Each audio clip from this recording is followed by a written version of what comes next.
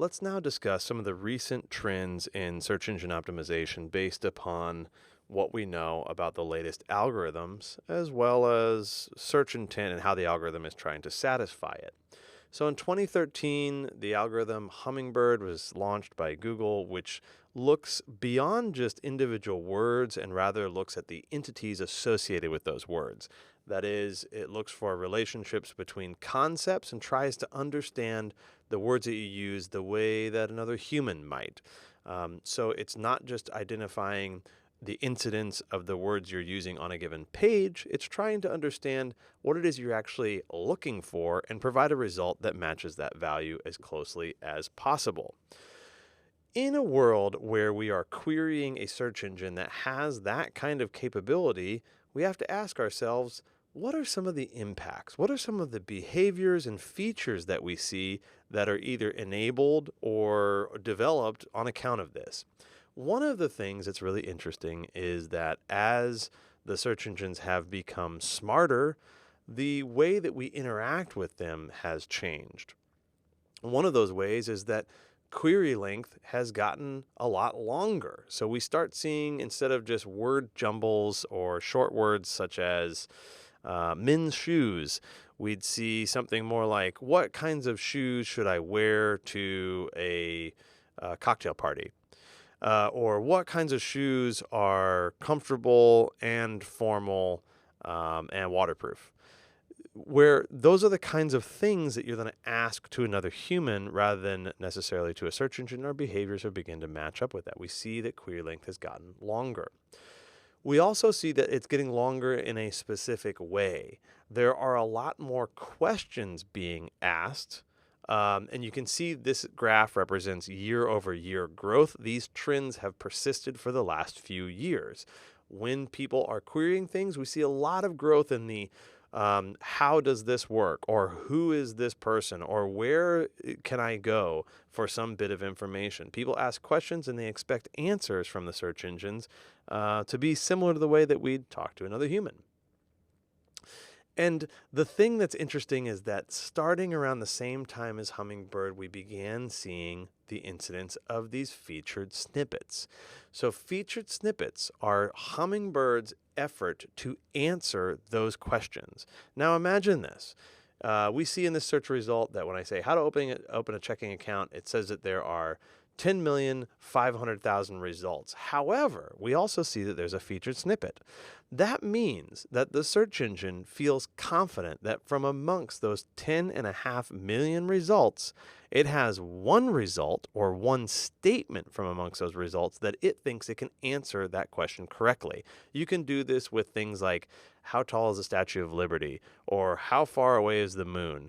Things like that have a known value. So where the search engine feels confident that it has a known value or a known answer, it will attempt to answer it with a featured snippet. So we also know that the people also ask box represents other featured snippets. So here, Hummingbird is not just taking a guess at what the correct answer to your question is, but it's also saying, here are other things that I understand to be related to the question that you asked. So the entity of checking account exists within a relationship map to things like free checking accounts and how to open a checking account and how to start your own bank. Maybe that's a little far off. But either way, there's some other questions that it perceives as being highly related to them.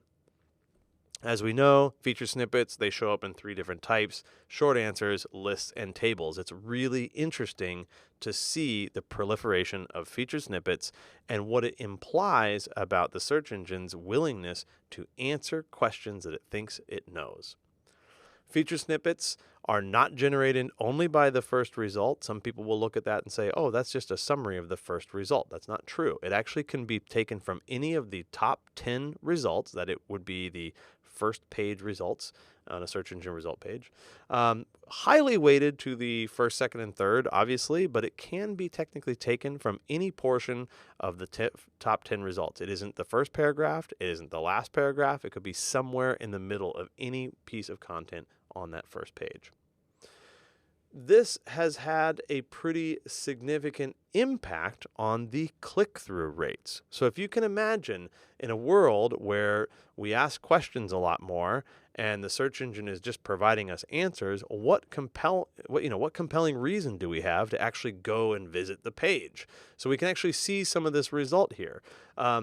On the left-hand side is mobile devices, and on the right-hand side are desktop devices. The gray areas represent where there is no click on the page. There's no click-through to a page. The orange represents the paid clicks, that is, somebody clicks on a paid ad, and the blue represents when they click on an organic result. So you can see, paid click-through rates are quite small, but that generates, tens of dozens of billions of dollars for the search engines. But on mobile devices, where the screen that you get to on a search engine result page after you ask a question has a feature snippet on it or a SERP feature, you tend not to click on it. So it is a significant change in terms of the competitive landscape where these feature snippets are. And guess what? They are a lot of places. So this represents the time frame sort of when featured snippets went from test mode to launch mode. So you can see that sort of in the February 2016 to March 2016 time frame, a big jump, and that continues to grow still. So more and more search queries are resulting in feature snippets as the search engine becomes more and more confident that it can answer the questions correctly. Here's another graph just to kind of show you the similar sort of thing, that it's not just a sampling error. Indeed, we see feature snippets becoming quite prolific over that period. So here's why you want to pay attention to feature snippets and what they represent as an opportunity. One, as mobile searches become more and more prominent, as they outpace desktop searches, you can imagine that the feature snippet takes up more of that screen real estate. So if you have a lot of users that are on mobile devices and you've been ranking pretty well, guess what? If feature snippets start showing up in words that you rank for, it's possible that you won't even be visible, quote unquote, on the screen anymore, because the feature snippet's going to take up a lot of that screen space.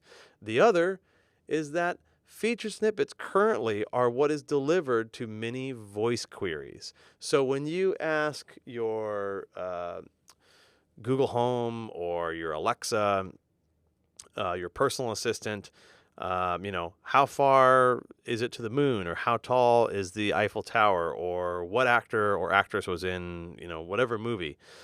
It's just reading featured snippets. So you can actually run the same query on a desktop or mobile, and you will probably see the same result show up in a feature snippet as what the personal assistant is going to say. So currently, most of these personal assistants are just purely reading featured snippets when they're providing those kinds of informational results. And, it makes sense as to why they do that, because you're asking a question, so question format, that's highly related to feature snippets.